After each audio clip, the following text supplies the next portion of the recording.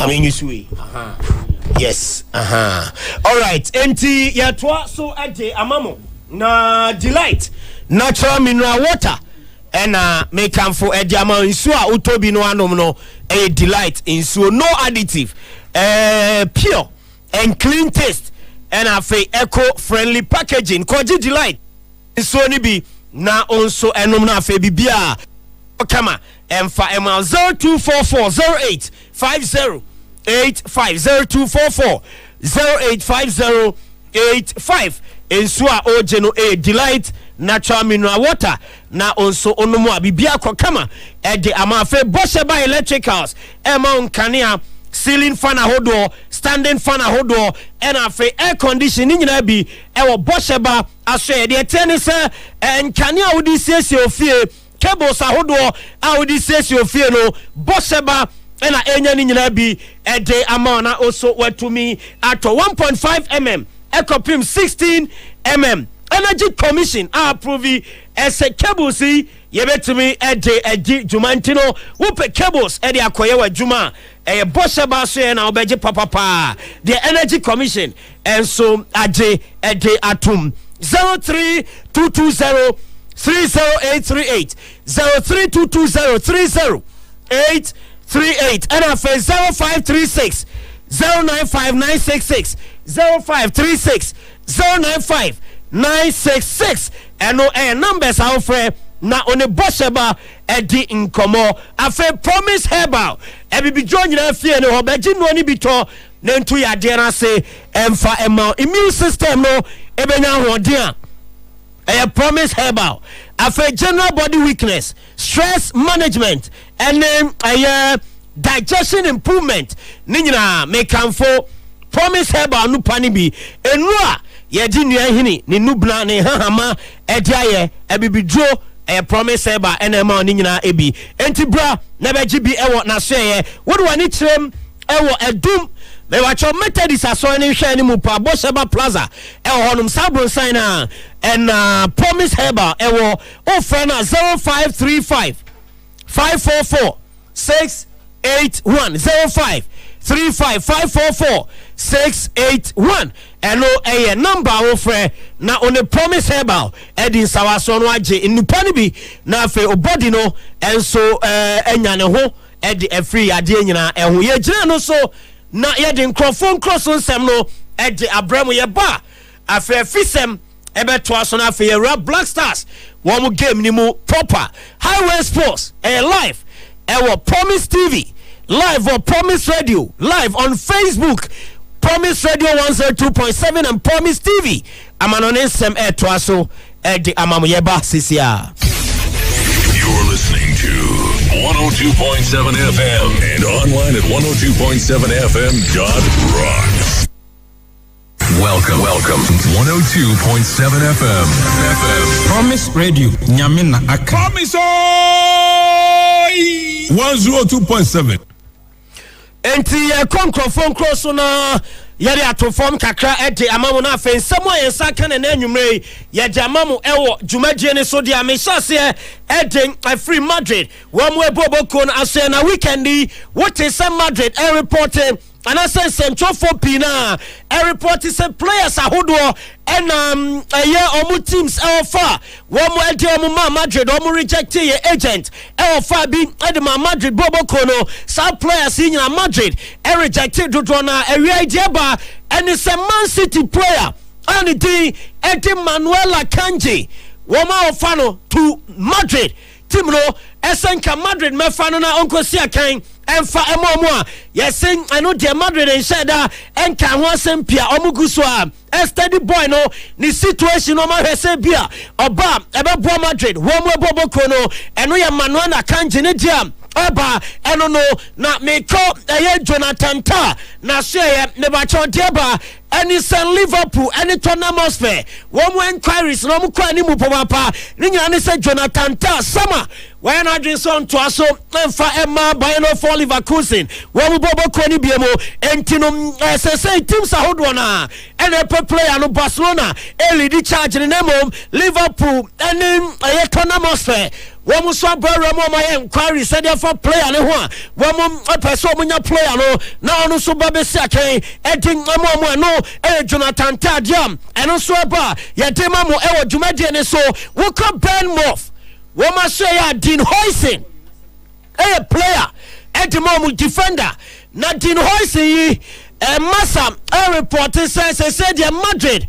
I am convinced as a boy no Omotono Deneba. Ebebomo entino enche krombe shasie na oma di hon komo omni Bournemouth di boy na hon komo na oma share some possibility e wo say na Dean Hoyson one so ebebo edin ama Madrid wo mo bobo ko na no e je fi oba e mamo e wo dwumade ne so na anwumrei na Madrid bobo ko no yes o mo yam hyehyɛ mo na me Madrid pa ni nyina ne se na anwumrei onso wate dada se e tibu kotwa Wabra Ukraine any Belgium game never so warm up and a player alone feeling discomfort the name one muscle strain and Thibaut Courtois went to me and not go post him and from Belgium no na yesu Real Madrid bobo kodimo we are worried especially coach Carlo Ancelotti yes hey boy any situation now any doctors no to train come up or person ka one man arresemu so we no injury no enye gm the hard ni bia ni nyina ne say yes Ancelotti counte on Thibaut Courtois na no o he sense on here Champions League ni mu na Ancelotti say boy no anya no for the next game Seba Sunebe Madrid. One more team na no and some kakra eba ye demamo ewo Jumadi so make FC Barcelona. One more team nemo na Oko Barcelona. Hansi Flick head coach Edema Bassa. Yes, my green light. SAS Monaco right back Annie D Eddie Van der Sen and Bassa almost sporting director Deco and him paying for shots here. Na and AS Monaco din komo ni nyina ne say Flick GDS boya your friend Van der Sen obo right back Edema AS Monaco no we betimi a slot in well bra still omo market a second right back option Edema Jules Kunde e boss team ni Van der Sen. And as I said, Omuko, Akodino Unkoma, and also Jeba. Now, unim say Uko Everton, Gerard Borthwaite, or a defender, says so England under 21 camp. Now, yes, a boy, no. What catching and call for Senanko Hanimusa, a coach and did Thomas Tuchel squad Nebalo and coach Semubia Obo and the mother 3 Lions of England and Manisa when a place. Ewo team no mo ama yeso adin komansa da bi team no bonem wano Everton bobo kono enya de be boa na ma ne national team exploit nema etumi akoye diama no enti 2 years aka on the contract so no ogitum nemu manimu ya no opese of free Everton now come a bigger club compared to Everton said the bear national team no we betumi enya bia bo abonya more minutes our club bia we person ko na Everton there boy no yesene komodidie ni nyina chesenya dia Everton and so ever buano and no Jared Borthwaite on also come ever Manchester United still on the paper yes say 10 players first team minimum season and dia ombe saki omo ombe tombi na fe omo enso ajabi kwan na top amongst the list players miensa team no aloni omo Marcus Rashford, Anthony, Jadon Sancho. Woman players are Man United alone. Yes, 10 players are United. I prepare some be you my free team no. I dear players me sa we ka ho. Woman GDS say top players here. One benyes kaka crown say Sancho de Chelsea. E obligation so turn na.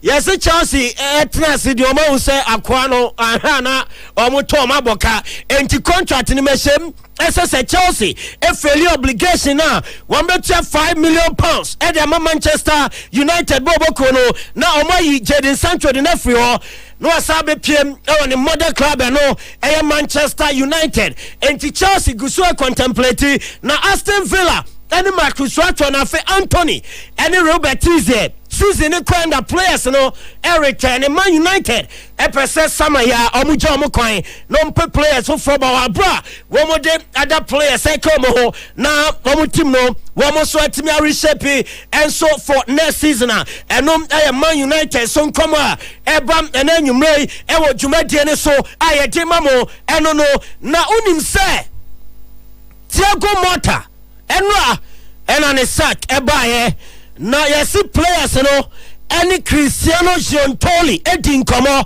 wonom director sporting edima Juve na yesi omo be international break ne koya Thiago Motta any omo maka ne ye training no yesi ni training methods ni nyina no wa na adwen se on se bi o coach no any man koye mfama sisa training methods na was on sisa coach yeso ayese Man United coach Ruben Amorim 3 back ni yeshana 3 back cheso we ni 3 back obodro 3 back yes owura no se emia ne mene kra 3 back no bebo enter training session and a players na account training kodi kokonsa chess sporting director say coach no ye bad training baby ogina kra na say nema mfa ne ho eno ayi na ni na chese ni old methods ya na di training sa entin komotwetwe course no and ye say John Tolley and so bo Juve wo directors na mane a omo gidie say there be ade no enya ade be bo mo enu awia na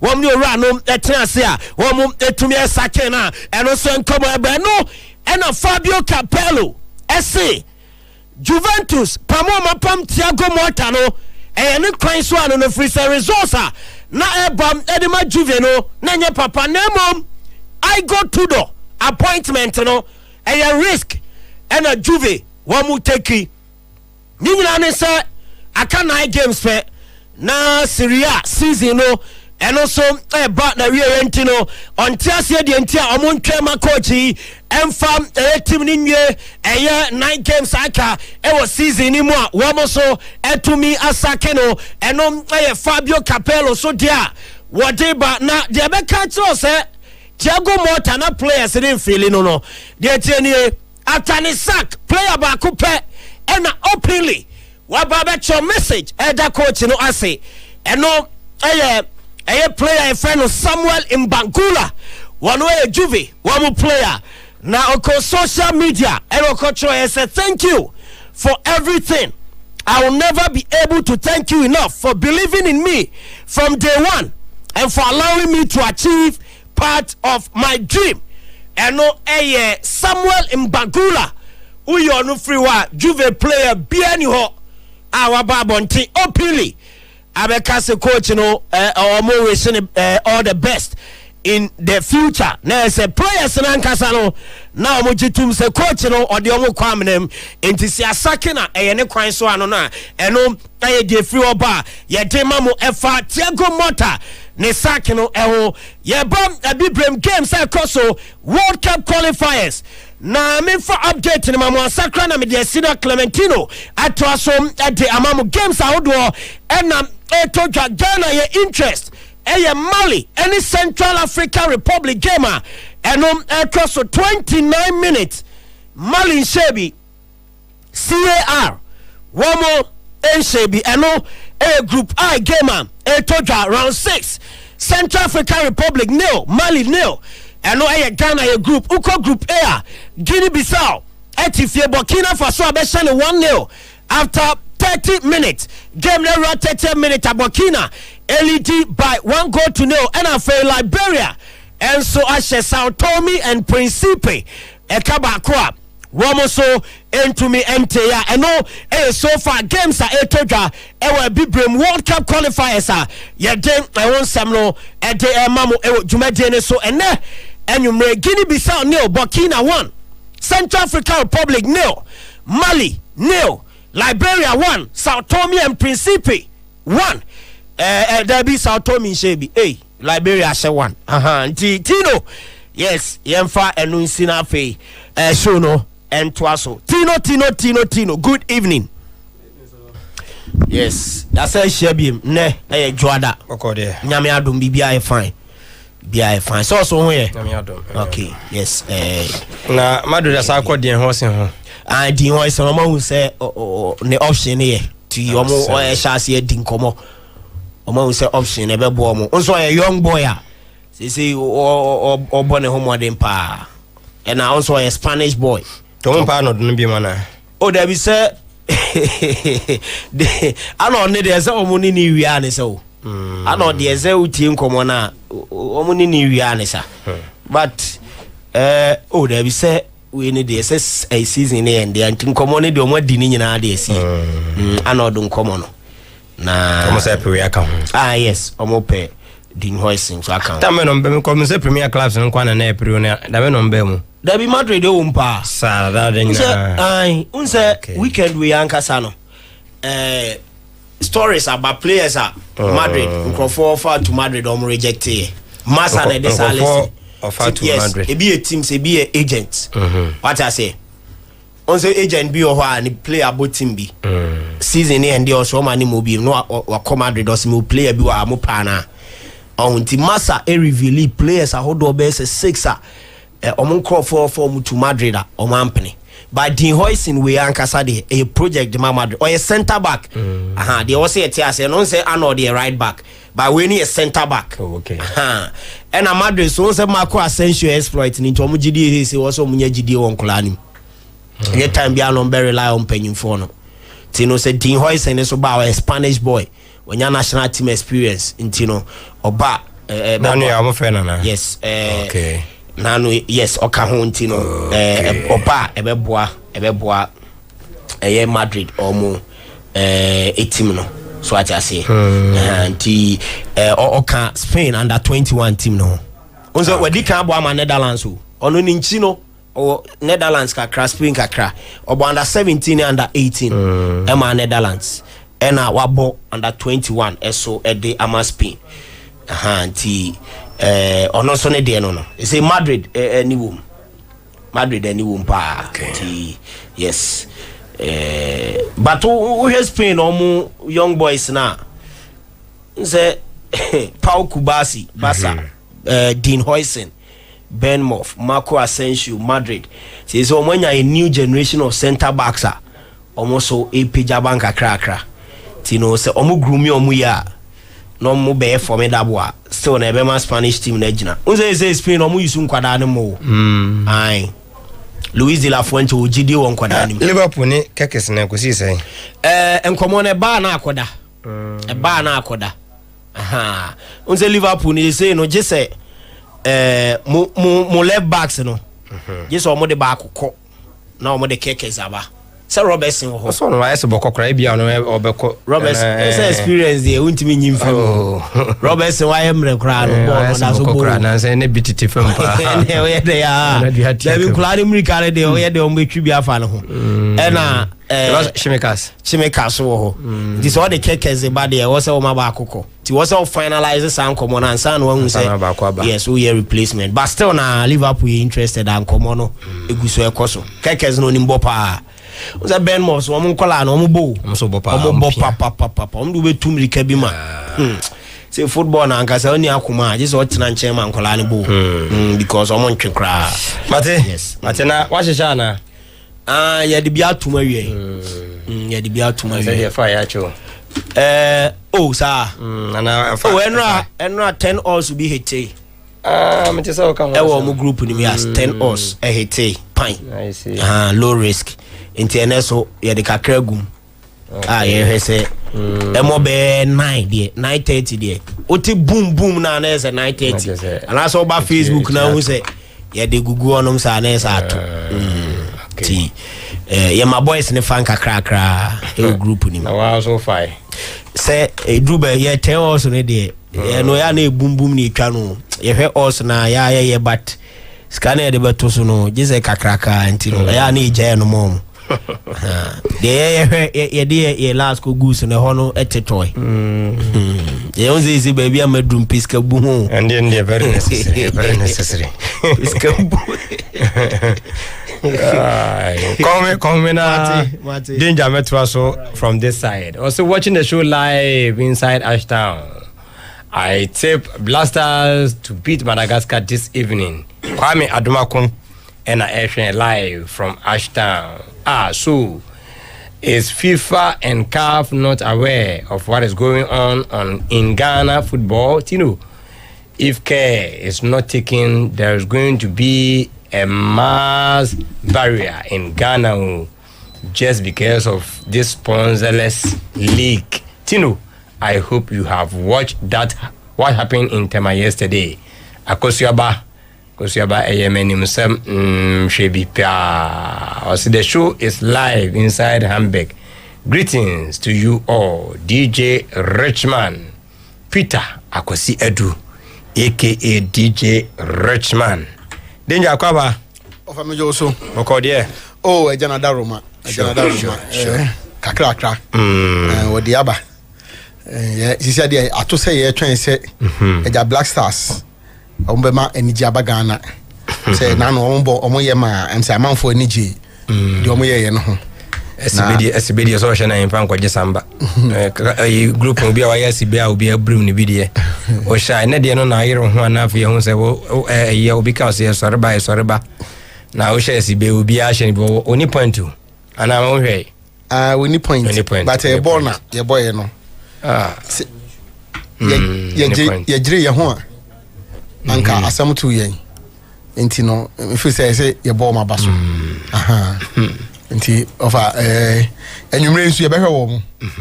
So yeah, sure. Enwumre nsu ye behwe wo mu. Na hwe do mbe ya ma o man Ghana ne wo mo ho. Ne ka na ekra de ekoma wo mo ase o mo ne bekwa kogina world stage. Akọ demonstrate wo mo talent ni de bo wo mo.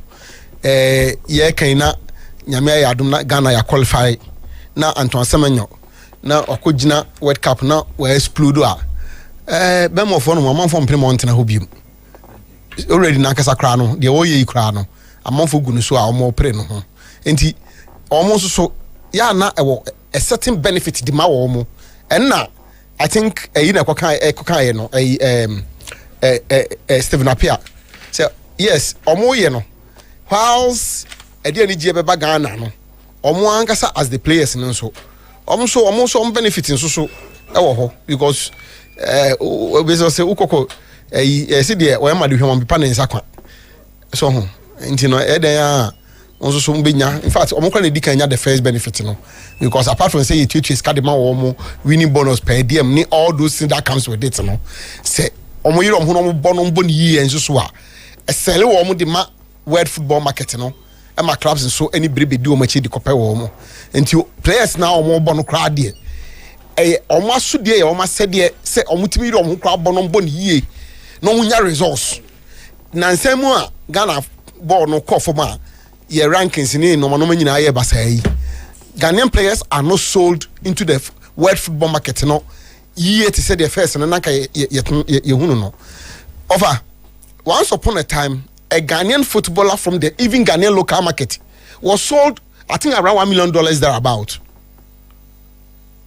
so entino enka samri nkesenke yakwa be fia na say yeti say player bi o Brazil you say Man City for hunom so nkofa no you say $3 million you say player bi o Brazil you say Manchester for so much sport no o komo kofa na o be man opportunity na o dey grow you say bia $1.5 million you say $3 million you say nanka yanso ya market no you say player bi o apie hanom you nkofa no ne bia beti ne bia nka bia $1 million $2 million $1.5 million na say e nkran so discuss am by economy nim and then you know Ghanaian player obeti ne say or come be $200,000 $150,000 akwa could do say $50,000 before player figure na had in the our game has sunk low and it is just about the timer obi bia or a part to play to make sure say ye nyina ya sa lift game no obi a enye ne de from the administrators at the national level to the club level to the regional level to the juvenile level and at all levels omo part as omo ye from the coaching at all levels from the players at all levels and then even the media we have a part to play to make sure say our game comes back to its former glory and even gets better because see a part there of a Ghana football jinano Ukrainian meaning Edin kakra Obi the message ebae na no ka say ya there will be a mass burial akosiaba offer ma akosiaba asem no mama yen to ntwene wadaroma na menya side video no anopa me buy na me no di hu komo na ja wo me na me secure side video no offer watch the video very well offer that video is criminal. That in our game today, people go to the stadium to watch football, and yet me to see any paso. And the FA till by this time of the day in Kahore, and I'm on statement to be to even only just to even condemn the act and tell the Ghana police and say, I put that in our bank of Abahona BBC Akwesi, Munya who be my mother corporate na munchi womo. The same game no one about chance they are charging no. The FA who they about chance or the same game no are charging. But the videos that has circulated around the globe, the same FA has turned a blind eye on it. Ghana Football Association. What can be to us we are negative? How can this me America say we any or more the fiduciary responsibility to see to say our game grows very well no or my turn a blind eye on this no maybe no how they negative.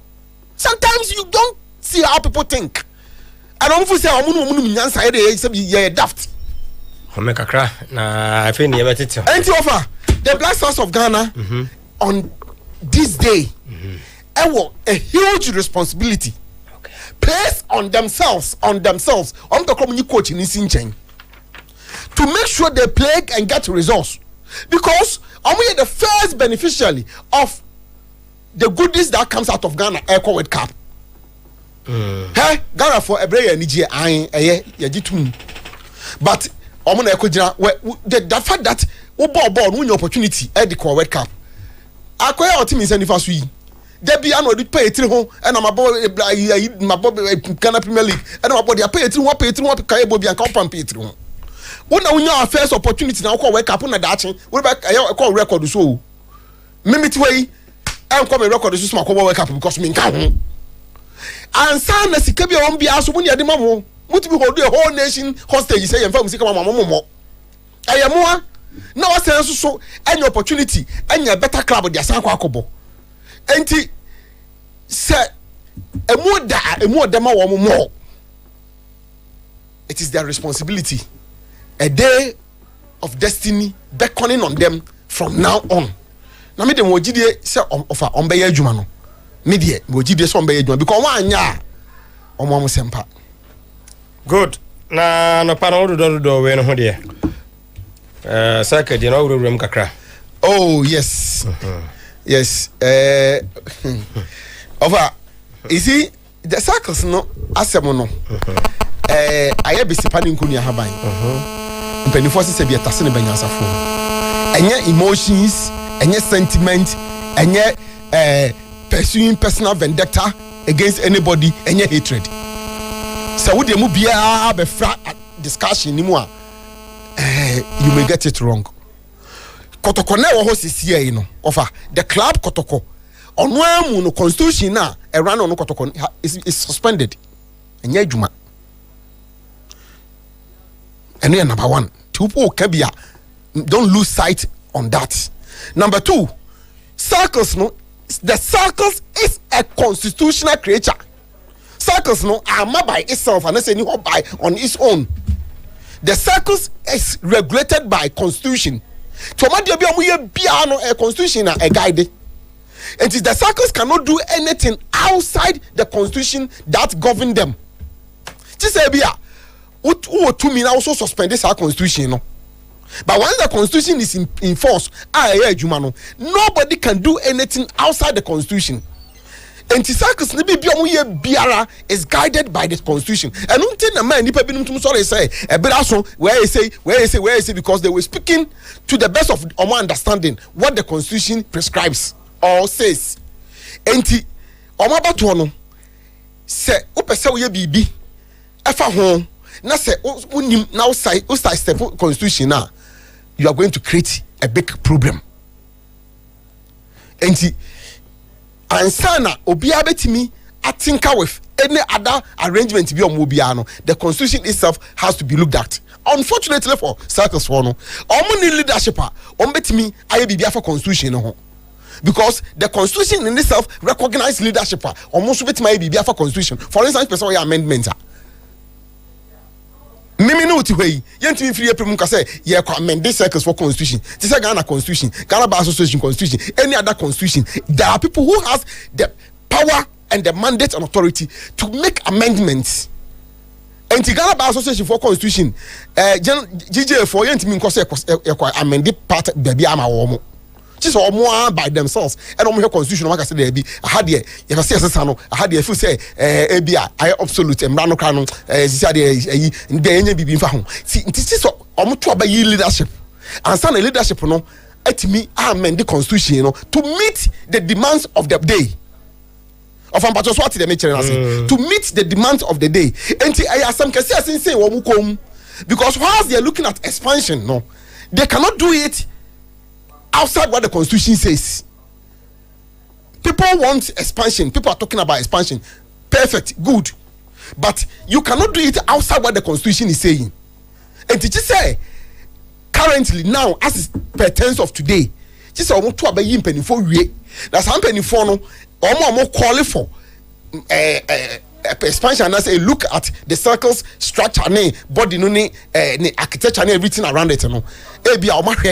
Amend the constitution no nani say ya amend the adena fabu sense also idea ndi omugetum na emum omo amaka ndo mum matubi omo menti ase menti question say idea na mpenen for the buy say omunyisu fabu sense so mfanto NCC abato no ano de omogi that idea na tum na emum te say omo nya circus members na omo so mum ntubi no so wonyi ntum de adena won kasa ni idea ni nyina menyi ni nyina ntum until say ebeje hye ni nyina mana ye adwuma ansa na no de ojutum ne mo buchiri ko na ko di ni ma da bi omo nchiri ko di ni ma fa fabu sense so no dia ya first and foremost kai hunu say fabu sense so no it is the baby of the circus and you obi fi baby na ko fa ba you mama mani look like as a group beat baby and I omo dio circus na baby omo na omo decide they say pese omo ko by way of omo ebe put together a data that will collect omo numbers.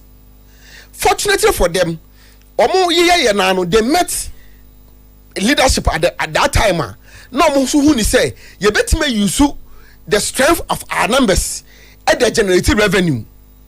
And culture that at the end and contributions made by people who believe in the institution Kotoko.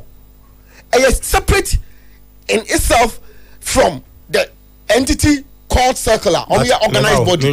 No, side and so many the body I said and so encounter you know constitution saying constitution him how can say obetima fani use every means a generated revenue.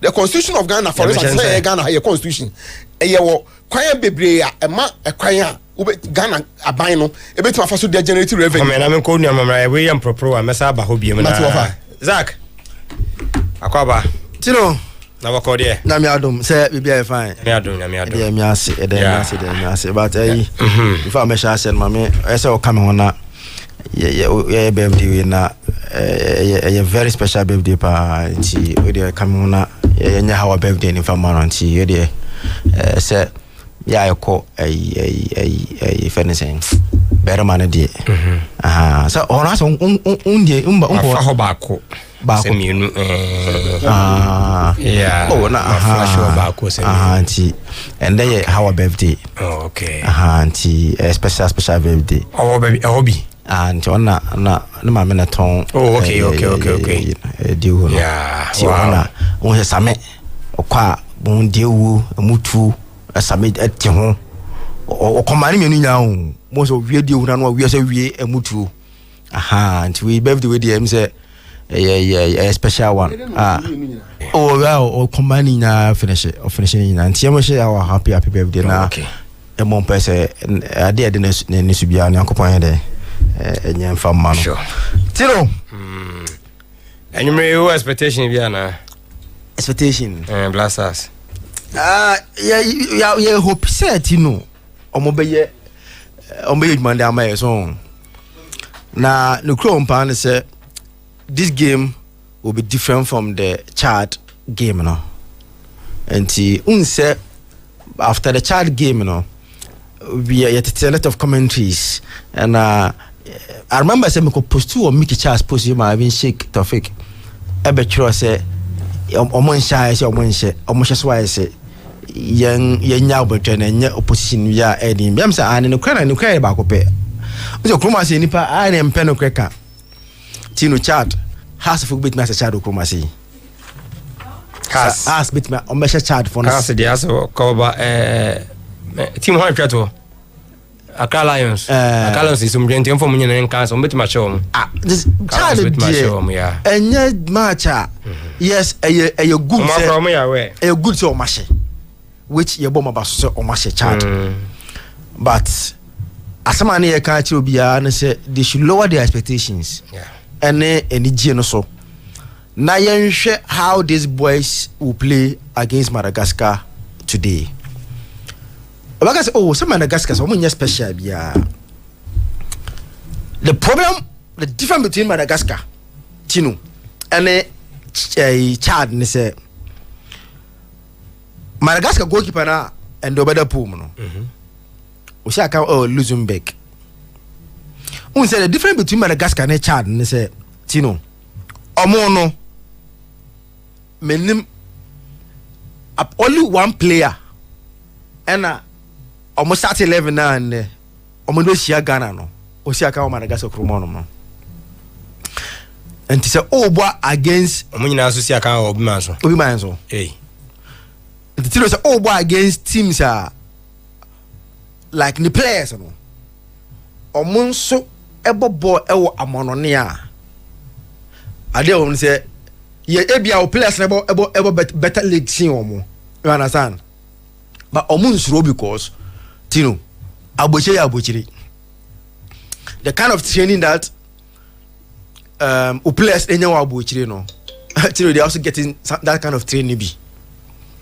And tienne South America no Jordan Dupere, who is a goalkeeper of Madagascar. Osaka Edma Hesperance in Luxembourg.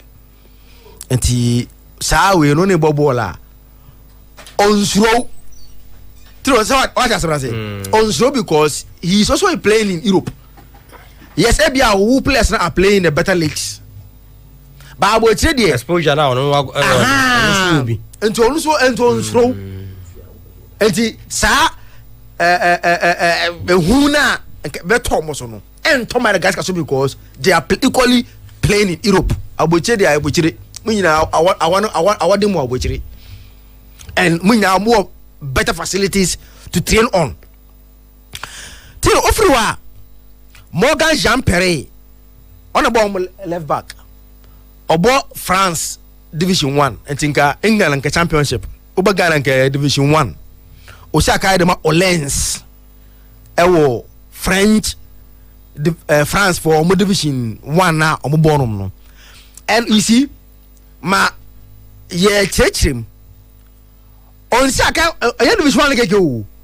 as we speak now Orleans Edas 4th in the French Division 1 on France League A and League 2 and to League 2 in French France Orleans 38 points our mother 4th and then the left back our besi akara Madagascar no Morgan Jean Perret where that's the day you as an ebusia obo e French League League 2 and the team are vying for promotion to the French League what League A Tino sa play away only ball obesro just last year the me pese he say Ghana for we say person mo ti ase and what the team no hebo na no o say enye only sabi a funu for being a no at least these are guys that are playing very well in European leagues. Tino, just last year Nasa Morgan Jean Perret no one ever saying a fan is about the same division your leg back if anything around. Oh, lefty, your left back Ghana. Gideon Mensah. Who's the team relegation? Gideon Mensah. The team no relegation last 2 seasons. The last season, Gideon Mensah ball League 2. And said Omo qualify about back to the Premier League. Gideon Mensah, Elisha. Omo nyamu team relegation. And this how Morgan Pierre ya can ask me. Last year, no they Gideon Mensah na about the same division, French League 2 no. And this how play away. Ono ebobora obusuru. Feni beti coaches no can be sense ema anumre hu anase bitima hye.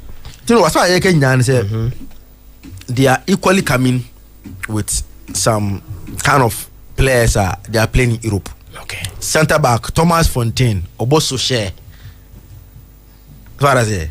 Sa omo Thomas Fontaine centre back, 2 centre back parent Thomas Fontaine and Eugene Messelin and about 4 and 5. Messelin no about Beta Jerusalem. Omo the Premier League in Israel. And a Fontaine about to share. And so I say so from me ball omo my 4 players omo nya about the only player on ball which omo right back no. FN on the dino ehu Rado Rabimananjara. Who's omo dino? So what way that din say that so bobo of you. Who say almost off a matter of young coffee abochiri no. And omo ededom omo eba. Enti Madagascar ni bia na locals for no omo din say that unti Rada Rabimananjanja. Otum say on the local. Ya enye de ko won abochiri bia. Onyo ya ko won abochiri e don mani bia. Enti dia me boy nyina nkwa na ko ba abochiri na omakotwe o maba ni bi no. Enti they are changing their fortune. Omo captain no, omo all young boys. If I know Ravolison, yeah, Switzerland. He's their captain. Omo young boys. Tino, so what with him no? Ofruwa, omo player omo Mumford, omo 5 Mumford, 4-5-1. But mienu bobo Belgium. Eti Kotrich. Marco Ilai Haritra. What's the way to call it? Tino, obo Kotrich Belgium. Only Onifruwa. Abantia also. Do you know anything for El Gula, Egypt, and the other one now Belgium no, Lapusin. Eti ono Truden, SC Truden, Belgium. It's all almost 5 no. Captain Switzerland. If I'm saying young boys, the top team in Belgium, on obo. Mieru Baku Truden and Baku Kotrich. And almost Shakana Olido Monosono. I think that he's also in France. Warren Cardi. And so there be ono offend saying also Switzerland Tino team na Ghana and Ewakobo Nenyumbre no. A different opponent as compared to Chad. Because these are guys that until recently, not forget, let me share Mali ni Central African Republic. First half Omo 0-0. Sanko fu kochom 4-1. The same park na Mali for no Central for air place wa 0-0 no. Madagascar got see almost 4-1. And today menka say no just omo ni bossing Ghana for. Because that team ya ego edie. Nanka anya emine kudus obo wasam ne Samenyomo ne Jordan mo ne Enoch Williams mo 80 pen no mo. But ade o mo say the so commitment level. Say and why you say me person me ye adwuma no. And you can have the talent.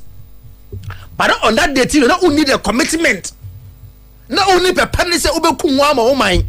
But where they are ready maybe to die for their national team. Now go fast but you know a game that a bit different, a bit interesting. Okay. But the Blasters must get a resource against Madagascar. Must get a resource. Me call Akomeaho, but before that, first half resource. Namibia any Equatorial Guinea no dey aba na wie 1-1. Guinea-Bissau Bobo Burkina Faso half time 1-1. Yewo Liberia and Sao Tome and Principe. And also Liberia lead 2-1 half time. Central African Republic said Zak kan on Mali. Your group no mu goalless draw bi anhye bi asat now ti we NFS have results atoto dwa ewo World Cup qualifiers no 7 p.m.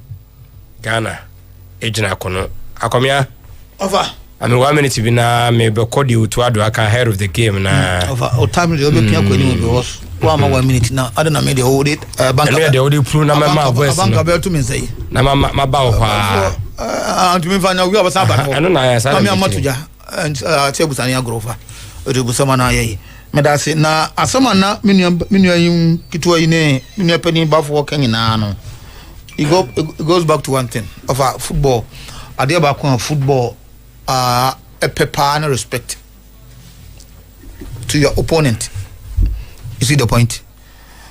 Yes, Ghana a Richard over your obvious without any ambiguity say the Chad for no team no until you can compare Madagascar. In recent years in Africa, okay, one of the teams so much spring it up or modern was power African football Madagascar can home.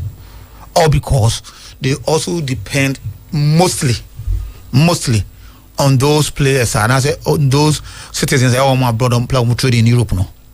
So omo koda here omo bringing in no omo go through very good test.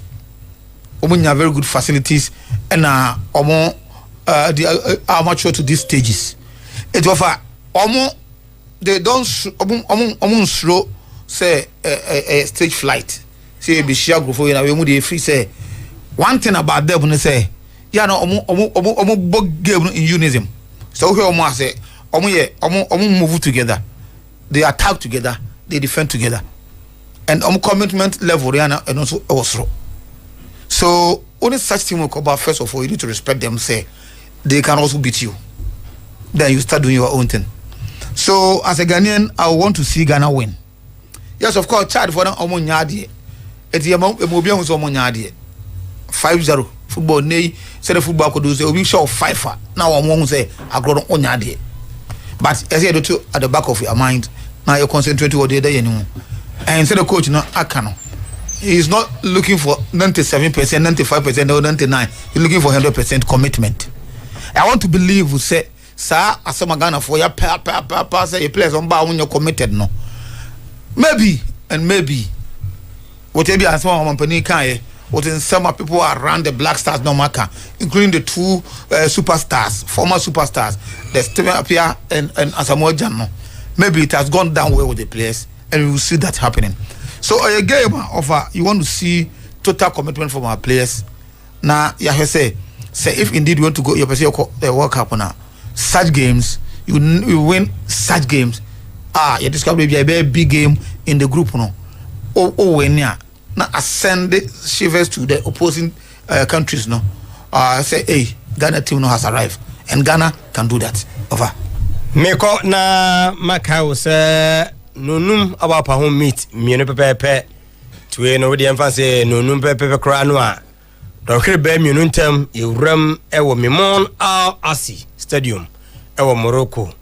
Blasters etwa Madagascar crucial game na yede bibiano ediaba ye ko utu ado ho na the challenge ahead waka hon sam kakra edi akire. No matter who we play against, we know that we have the strength to beat everyone. But we know football is not like simple mathematics. You can be better, you can have more chances, but still not win. So we need to be really, really focused. Nobody should take it easy. Nobody should start thinking already about the World Cup because we need to take it step by step. It's very, very important that we stay focused until we've made the job. And now it's the whole focus about Madagascar. And we really, really want to win this match. We want to have a clean sheet. And this is what we're looking for. It's teamwork. We have to continue to work for each other. Even if somebody makes a mistake, the other one has to be there to help him out. We have to push each other in a positive way, demanding way, but very, very positive, even if things go wrong. And football is a sport of mistakes, and who does more will lose. And it's very, very important that we have a positive mindset if we make a mistake, because mistakes always happen. But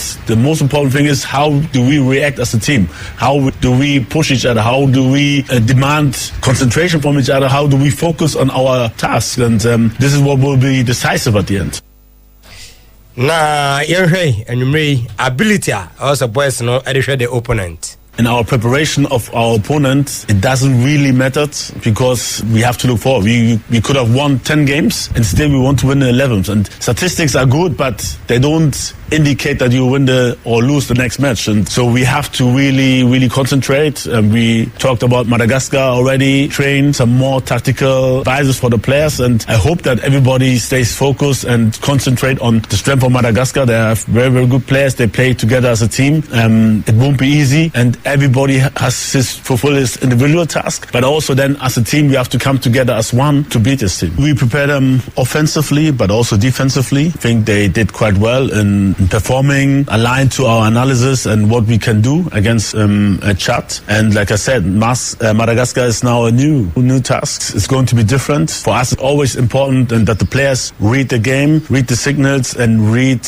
our game plan so that we can see and also, let's say, see their weaknesses and also come in there with our strength. And it's all about reading signals, reading the system of the opponent and knowing what we have to do as a team. And surely the leaders take a big to role in that they, if somebody's not in his position, that they demand, they correct the position. And so we have to play to our strength, but also we have to think to see how we can hurt our opponent the most. Yes, Otuado and Martin Nkano, as a modern legend, describe when you make game as psychological battle.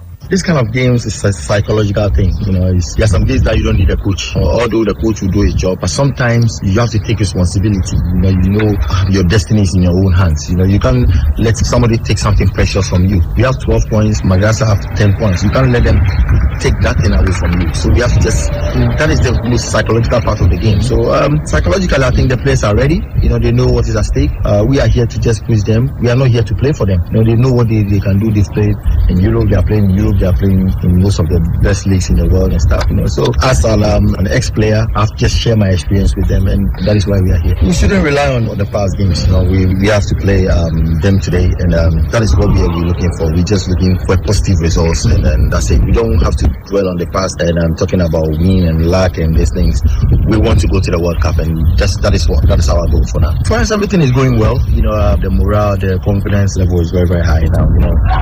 You see their last performance against Chad, everything was successful. They kept their clean sheet. You could see the positive energy around the team, the big men, and everybody is happy. So what we need from them is a bit of the push. Yesterday we had a couple of meetings, and then we spoke to them, and we just need a bit of push, that commitment, and then we'll be there. The quality and everything, we have everything in the bag. We have the tools in the bag. What we need is just a bit of push, like 100%, and then we'll be good. Yes, Asamojan and Martin Nkano. Your friend who saw young call Prosperity Ugum also a notice here the was supporters no was say Kakra Aba Omo aside. Kudos to the supporters. If you look at now their body language in terms of the way they support when they come to watch us, it has changed. They don't rant at us. They don't use abusive words at us. Even when we make errors, which is typical, they will just roar, hey, which is normal. But previously, it was different. So I think that has also helped so much because the players are now comfortable. They are calm when they are playing at home. If you remember one of these post-match presses, I told you that some of them are not comfortable because of the way the supporters rant or use certain words at them when they make mistakes. I think this time round it has reduced. I'm hoping and praying that it goes away entirely. So because of that, they have a lot of confidence. We the coaches, we have also made them understand that each one of them has brought in a certain level of quality. There are certain attributes that they've all brought together. So it's all about synergy. It's all about bringing these qualities together, defensively and offensively. They should respect themselves on the field. Out of the field, they should respect themselves. Once there's that mutual respect amongst them, they will die for each other. Good. House of Folk fans, GDS 1-1 I'm coaching here. What dance park no officiating na a very poor. Way and in here describe no. Akomia. Yeah, to start with that, me feel say much as I feel say in football no improve no. One aspect of the biometa can any that officiating no. Much as you feel say need the safety and security protocols no boama yakoye anim no. Say referee so don't mu bi. because then nobody will harass you. Obi had the opportunity to come to that dressing room to harass a referee. As the who could boa, I didn't know what's your who's you know. I dear foul so be that now SBT. There are genuine mistakes, I admit. But who clear the distinction between a genuine mistake and a deliberate one? Offer the referees must be, must be, because you are the basic game a tumpon. You to me in corner and your referees no. Ghana football ebe move. Said the person corner referees play a key role because a key stakeholder as far as in football are concerned. Enuntino, your pocket of incidents are involving referees. So said that many shows will be complaining about the security aspect of it. You start after you departure, Pole Koye, and then Nemam the two many shows will be center Premier League level will be able complaining. Say call you know you supporters be say of us what to be having TV. So the referees no yes the ya. It means the sakrai. That's what the 10% say football no. And somebody must talk to them. Say your football no anamo tuo no ebeko animu the referees no play a key role. They should respect the no for munyim dey na yenko so ko jump park so we say na ko try them and make sure the two teams will be invested and not buy you know so we get this investment you know na nya selfish say me dia me person just can me favor will be and father papa ma and father papa ma general football na dem referees no yes because I was after all this the see na eba you know unya kakra say referees mo ye all like ebia de na Gazali Kafa Rastom Gamali run do na kotoko game we were there, we saw officiating. At least you give him some 70-75%. You see the point? Or to 80%. It's only bad. Oh, yeah, but it wasn't bad at all. It wasn't bad at all. But then, as individuals as we are, Obe pick be one incident. Be not Olusumacha. No, I do on that on a referees be say. But and yes, sir, that the said the name the Ghana referees be said that this are born in there. MYA football, no football, no, and quite more. And I'm on tono. And the FNO must be hard on that. FNO hard. That's why some of us here fight to say, obviously, FN Germany come no. As a thing of the past. As a referee, seek as you trying promptly. Say the bear and give you room for Sani man say you know. Now you need that I say that such as me go home no film. I say obi fly away a team is stronger or cause share obi. I don't be because House of Folk our class for stadium. But House of Folk and me kon share team be out home to say baby any. I'm not saying that maybe I change the house cano. But if indeed say no what say baby any no bet ma share house wa kra. And has to say baby any go start or baby any. And referee a blockade for a very good away team to win on our soil. That will be as a home team winning. So I think somebody for referees no, yeah, can't pull it there. Can ask a more of supporters any team no name yeah, any officials name yeah. I say yeah, said that answer, but referees no there and can ye. I don't want to say no one can ye. I mean, supporters and not to us. The nice football in the witness here, but officiating with officiation and very bad. What's the first penalty now, although or Giano, many penalty Gaza, but I name the supporters here and into penalty to a linesman who come from the Casaya, or chance a body penalty out this Alagoya, and so do what also such a penalty moment. But I say dance park in Casalia Bahas of Yalusu, your best draw. Some back here, Isaac Messa Mutamia, last minute Ganetiaka. Yeah, in that. You say your home team, the Bibiabacamomo, officiating will be intimidation there, but all the same, you stand it tall. When you 1 point, say, I am Yassi. Any guy that was it. Say, I asked him, maybe we'll come and one year, Yes. And yeah, since there's something like this in the map, but the cash in your men when I'm saying, as a bar, and the tables, you better they never pay, and I have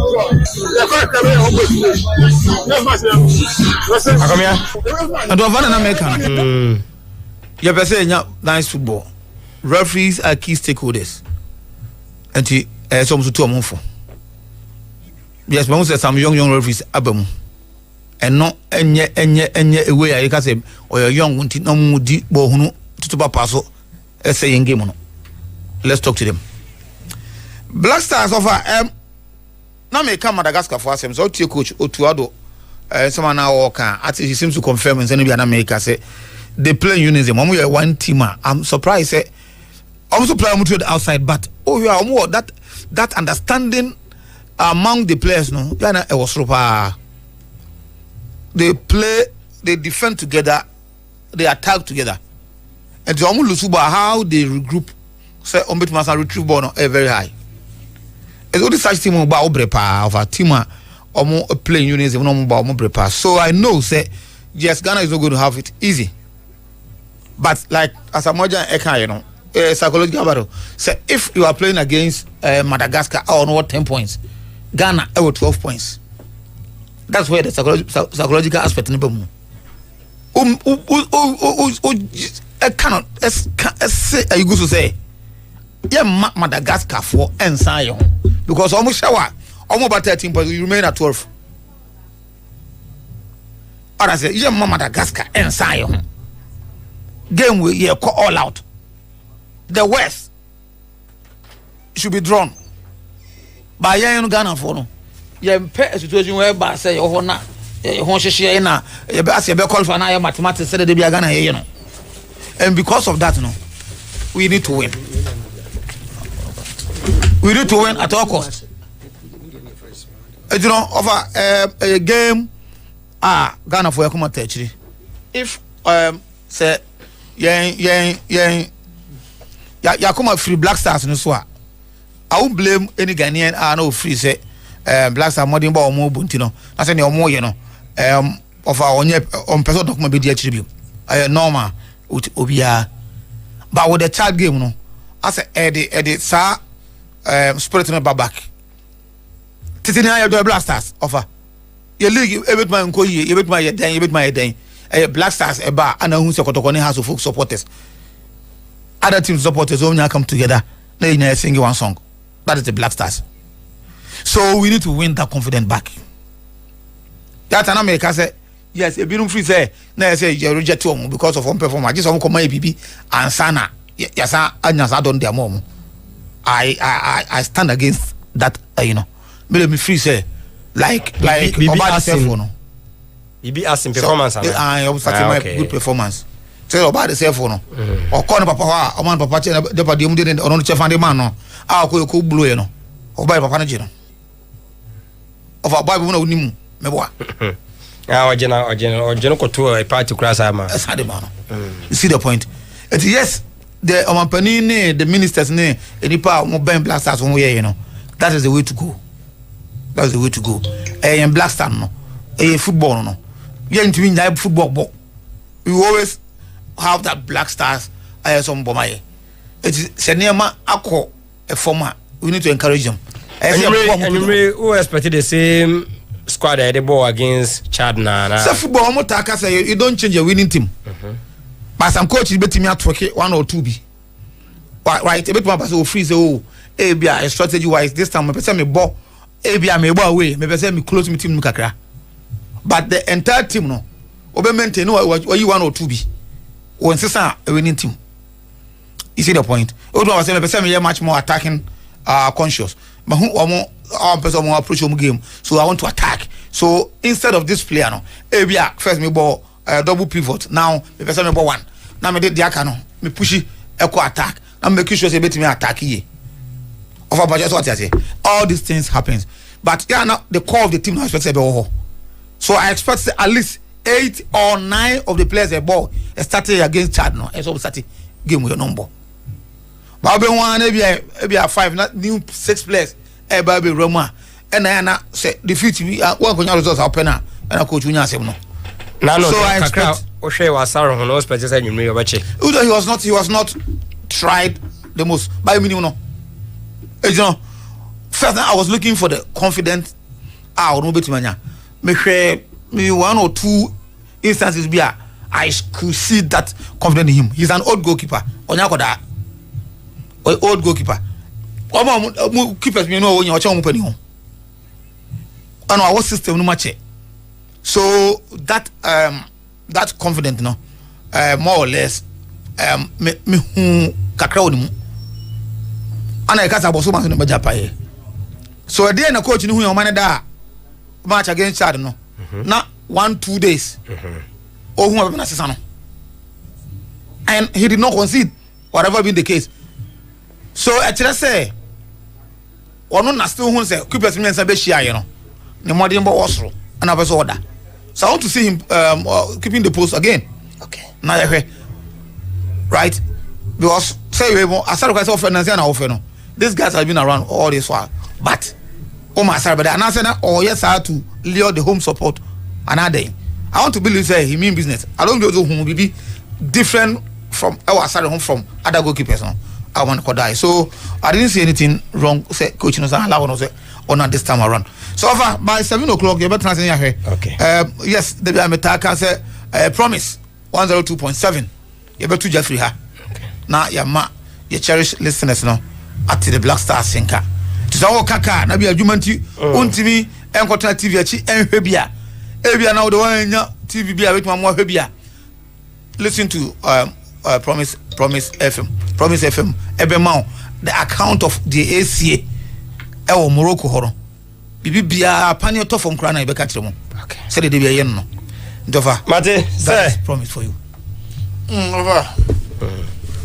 What happened here? I think say a lot be dependent. Say what steady Mali game na me monitor kakra. At the end of first half na 0-0. So what I say. Mali match no mo boni 0-0. Twaso sa over. It's about 67 minutes. And he say yeah the live standing in the Juma. There's a Mali beba 9 points. If the game ends in a draw, na Central African Republic remaining at 5. Say before say Ghana club Bonnie lead Mali by 3 points. With Mali Obesamba Ghana has it.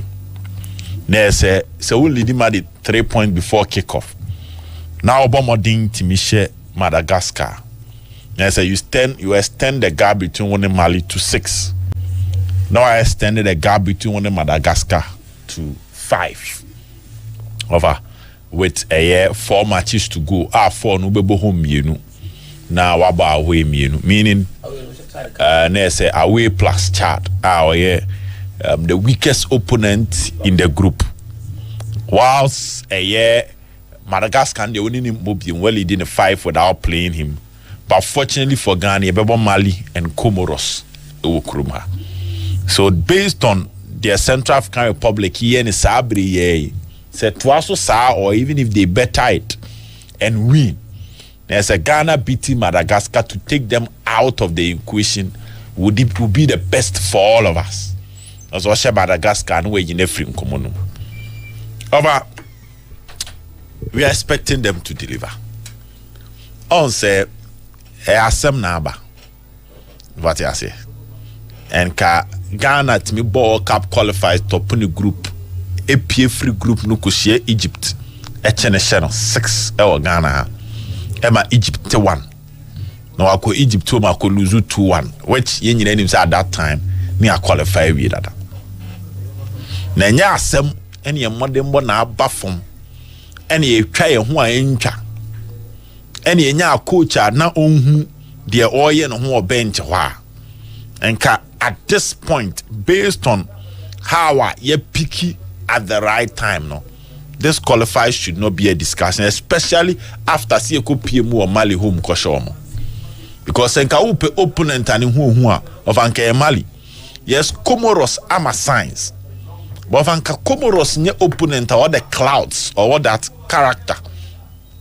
Say on Ghana or group mu obe high. But just like Ghana, yes, started here sorry or World Cup qualifies mu. South Africa ni akose no. Na dia Congo ya se no. Cape Verde okay, ye bom home and away. Yes, you're sorry, you call 2006, call 2010, call 2014. Now, if you're about to say Ghana no World Cup qualifier, I about no. Yent me call 2018, but yet Nigeria of Abekai, Baba home and away on kind of saying I will go rule that an via Araba a qualify. The Kausha deeper can do hot yet on, but a mother at Tiaban Ama. Over imagine say maybe we'll talk about the league another day. But so could check Kotoko and it has performance from 2000. LBC 2008. A drop of form and I'm more points number for mama say the gold stars munya and because of Kotoko bosu. First not the gold stars munya and say I no munya. But Kotoko and Hearts no must bring Kiabo 23 matches and Kabo Cobb no 54 points. Because 23 matches, we are talking about 69 points. We come now Kotoko 54. Of a Kotoko 54, Ghost Stars of 41, Kwachinimu almost 12-13 points. So standard I know my set it. But I might drop on my omni see off for anything. I bang. Instead of Ghana drop on any man Ghana for who say, ya bear see off for until I see off for him to Tom your may year film. Senior, yes, we are starting in 2006. You started see a Yinko for film. That is why we are shaking. The AFCON qualifier and how shambolic a performance here are taking away the confidence of Ghanaians out of the Blasters, and they need to restore that confidence. A 17 team in Tian, and some Sama Ghana for GD say Yenimbo. Now, over. So check it a young comedian now. Madagascar abo 2 matches. Ewo eye qualifies you are we. Ewo home. Of my winning back on and a omabo draw eye back. And yen him so mobile home away from home. Mtinka o show World Cup qualify no mupa. Madagascar ne Mali ball draw. Ewo ni fie. And a Ose Comoros 2-1. Nti they are not really a boogie side. When it comes to the conversation, they've been doing well in some of the away matches. And then they shoot your mama abeda, baby, your mother say. But fortunately for us, we are playing Madagascar at a neutral venue. If we really want to qualify, and you can say, come on, we never tenacity mathematics be Oman 2-0 be, Oman 1-0 be, 3-0 be, of our other co-enim. Then Comoros, Mali in Ghana, you finish them. Chad in Central African Republic. Now you can even qualify ahead of baby about 2 matches and some permutations now be about a lot of conversation. Must win. You don't need anybody to tell you. After how disappointing Ghanaians will have gone, the best they can do is to reward Ghanaians with some form of happiness when it comes to this World Cup. Draw crime, yes, how? Of course, draw the year now. Say you are still dragging us into the mathematics, no? Shenene, yes. Mali game no of a gusu koso. Koso I monitor. I'm about 73 minutes and it's still 0-0. Yeah. And this year Mali stays at 9 points. You beat Madagascar today. Say them start here an American. Of our move 15 points. O 6 or about home. Of our 6 no about home. Then say, one man I diamano. Then Madagascar will also remain at the 10 now. Of our 5 points. It does say what him. That is what Ghana need today. Now, do we have the abilities? Of Kenya AFCON. Anyhow, there were a lot of tactical imbalance. Ewe ye team numa ka we nya nkomo. Of our study as at now, we still don't have an established established goalkeeper for the Black Stars. For sure. Sabriam Nugusu Kase. Because I will coach Statibi and Tiziki Bedem and Rani so. That is the issue. You don't have an established one. And your body in Kase Black Stars, your number one goalkeeper, Yenibi. These are the tactical issues. For a child here, BBS ya Jikuni Sali Sunana Eden, Ebebo. When maybe Gideon Mensah, and your injury Abama Tarek Lam Timoni Adena Timiamba, and my right side Hosisakakra. But all in all, na later on maybe I lead to say the most support to the other. For the defensive unit, and your injury Nebeba, we seem to have an okay defense. But the critical questions here, the perfect front three for an attack. Yeah, attack no. Nipa mi ensabe ni ehyehyɛ omo wani mu a omo betimi abo a de omo ye omo club level no betimi abeyebu ha. We still have not solved that issue. I cannot use Chad as a perfect litmus test for the Black Stars strength. Meant to be for Chad any X-ray for the Black Stars because clearly we see what is happening in the group. Almost negative 13 goals. Over. And they have 0 points. So such an opponent ain't me penetrating with team room. Emma who the real cracks in your team. If Ghana, Inaki, Jordan, Semenyo, Kudus behind. Says our partnership here, they are about 5 matches. Ayenya category A teams. Bear me and Sebi womb. And yet they are survive where all these 3 players flow the goals are. And even if they are not flowing the goals, they are repeating some form of performance. A CUT and I closer to what they are doing in their respective clubs. It gives Ghanaians the confidence that we can easily mention our front three. During the glory days of the Black Stars. Of our name now, Bobo 6. Antoniana Nye. Ebiane isi na kana ho. Muntari boa de bebo ha. Stema pia mbo akwadwa Samuel ebo. Asamoja na elidi. Ebia de Majid Waris be partner no. The late Rafael Rafael Jamana. Ebia de ne partner no. Ebia ye de akwesi apia partner no. But every time we had a constant in Samuel Jan. He's been partnered by Yeshe Black Stars available players or Manonia. They all form a Edine Kano. We had a Kodja Samoa static. Midfield, either Wakasu, either a free Akwamo. Oh, na Shakakra. But it's Washa. As a from defense, walk any morning in answer, and I may catch you because of a similar problem in terms of Minta, Kwame Poku, Edukune Albertamo and Shisheno, Saka Auchi, and Shishe, Sana Black Stars, the NHA. So if any say Inakibo, now me who the speed, the confidence, the decision making of Inaki, the recovery, the take-ons, our yellow Atletico Bilbao. Bilbao is part of the teams that me qualified. Bilbao is doing well in the Europa League, and a lot of credit come out Inaki and in the up front, especially Inaki for his leadership role on the lead. Then we look at Semenyo, excellent performance. Look at Jordan. Yes, Leicester were more challenges this season, but the work rate near Kudus enya a bad second half, especially 2025. Who Kudus bebre. But I want to see how these 4 can function well. If you're watching NS Niama, about glimpses of hope French Ligue 1 Olympic Lyon power, but Obahana. Transforming that to the team is a problem. I Chadi de Binusi Bianca and Command man of the match. And I make us say, Chad as my cat say Chad as some. And to me from no so woman common baby. And yes, all my yard you or from my yard, but this was an opponent that you know you won't sweat to beat them. And to tell you, I'm saying it's a partnership near me build it. And yet, they are Bob 4, 5, 6 matches.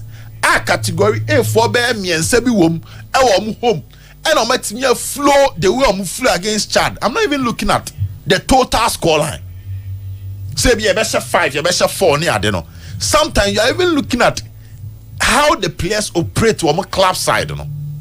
And even the exact system a coach in person or the bono, whether they're able to satisfy the demands and direction of the manager.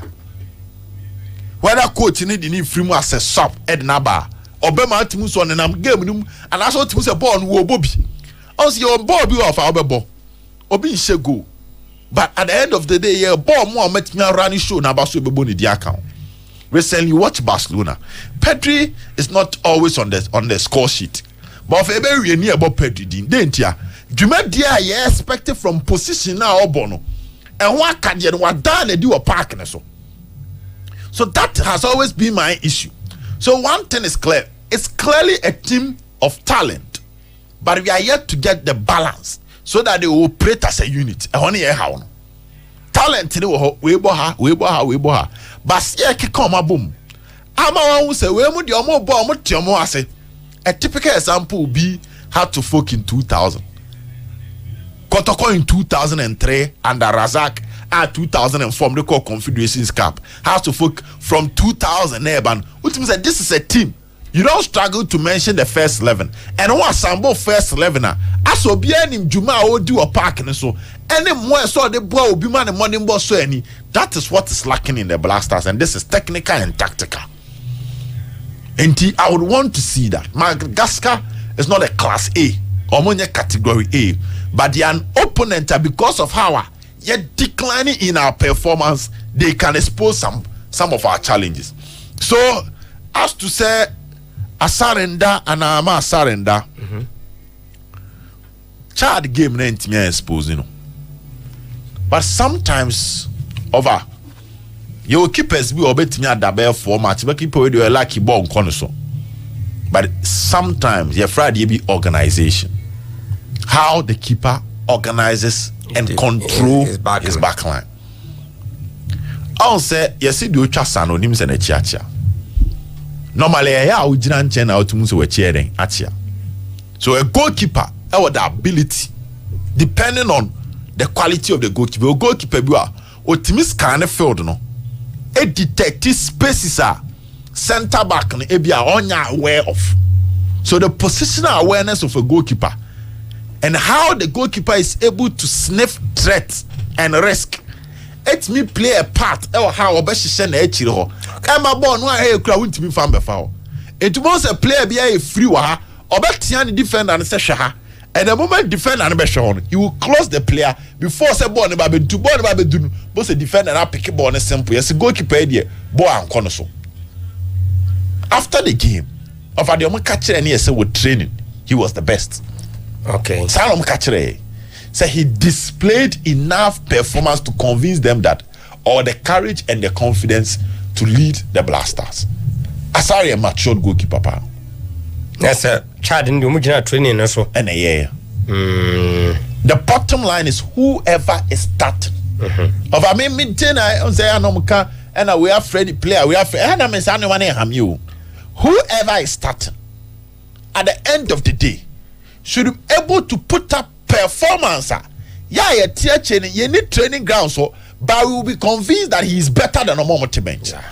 So if a star is starting, Bobby Abacon is to be an SSC Yenya Kukudro said, wait dear, the modern one is so an engineer in them. Other Black Galaxies. Unfortunately, we were not able to qualify against Mali. Yesha Ghana Premier League in terms of clean sheet, consistency over the years. He's been around for the past 4 years. Which I Jimmy Vardy. Vardy I hit it top in the early 20s. Basically, a fan fair time of Vardy Dean best child we are seeing now. Nanka be fan so I embre. Honor players be Embre, Ubiane time of shining. He might be 32 years. But he be behind the scenes, not get the experience and they're leading the big fish. So my focus is simple.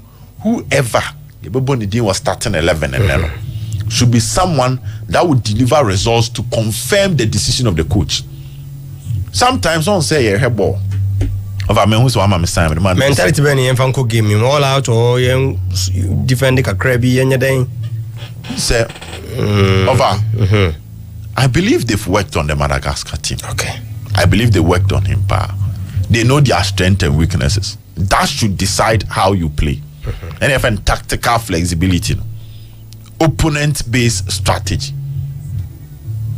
Flexibility ni say what you done there be no free e buakwa e ba so full offer main road. hɔ na ɛwɔ kwan a w'ani gye ho paa bɛnna no woduru kɔna bi wɔn sɛ traffic ɛbɔ hɔ no sɛ wɔanyɛ flexible ansa kwan nkɔfa bɔnkyemɔnka bi so wobɛyɛ late but the oil rigid ne bɛka sɛ media me fa ha nti ha na me fa transfer that to football coach boss me 4-3-3 with these players to occupy these roles okosia open I say them ne ball no obo no kran nyame no wo system no kosia na obehyew ese say you flexible enough to change your system so that weakness no be limit no amplify your strength to beat your opponent sign and community. So I'm expecting us to be flexible and be opponent-based strategy. Opponent in the scouting, no. Now what they saying? Ejina midfield and I say ejina attack and ejina defense. Do we need to overload them or more final third, or we need a mid block to prevent them during their transitions? Okay. And no, your tactical meaning so to adumbe. By the end of the day, their decisions on the field must justify the reasons behind the decisions. Send ya teacher because where the my idea. Coach bit me a change. What is now then was some player, then was some player we 2 minutes are playing in parks. Nothing what the entire coach in there. Make that change. Even though you are not on the field, but the changes of the coach now the results are solving problem there. What teacher to move our coach na baso. That is what we are demanding. We are demanding a win. We are demanding justifications behind their systems. Your conviction and for them to get the applause. This is not a game over.